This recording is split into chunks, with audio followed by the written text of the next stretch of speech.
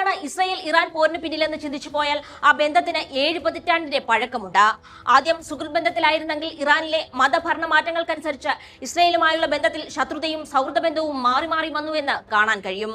ഒടുവിൽ പലസ്തീൻ വിഷയത്തിൽ ഇറാൻ ഇസ്രായേലിന് നേർക്ക് ഹിസ്ബുള്ളയെയും ഹൂതികളെയും ഹമാസിനെയും ഉപയോഗിച്ച് നടത്തിയ നിഴൽ യുദ്ധങ്ങളും ഇറാന്റെ ആണവ മോഹങ്ങളും ഇസ്രായേലിന്റെ അറബ് ശത്രുതയും എല്ലാം ഇറാൻ ഇസ്രായേൽ ബന്ധം വഷളാക്കി. ഇസ്രായേലിലെയും ഇറാനിലെയും ആഭ്യന്തര പ്രശ്നങ്ങളും ഭരണമാറ്റ മുറവിളികളും എല്ലാം ഈ യുദ്ധത്തിന്റെ ആണിക്കല്ലാണ്. ഇനി ചരിത്രത്തിലേക്ക് പോയാൽ ഇസ്രായേൽ രാഷ്ട്ര രൂപീകരണത്തെ അംഗീകരിച്ച മുസ്ലിം രാജ്യമായിരുന്നു ഇറാൻ എന്ന് പറഞ്ഞു തുടങ്ങേണ്ടി വരും. ഇസ്ലാമിസ്റ്റ് ഭരണമാറ്റങ്ങൾ ഉണ്ടാക്കിയ ഇറാന്റെ രാഷ്ട്രീയ മാറ്റങ്ങൾക്കും ഇസ്രായേൽ ചങ്ങാത്ത സമീപനത്തിൽ മാറ്റമുണ്ടാക്കി.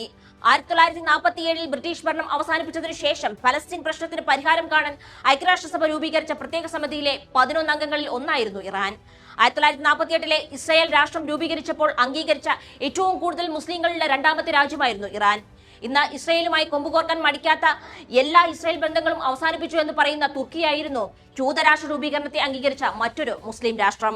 ഇസ്രായേൽ സ്വാതന്ത്ര്യം പ്രഖ്യാപിച്ചപ്പോൾ അറബ് രാജ്യങ്ങൾ ആക്രമിച്ചു.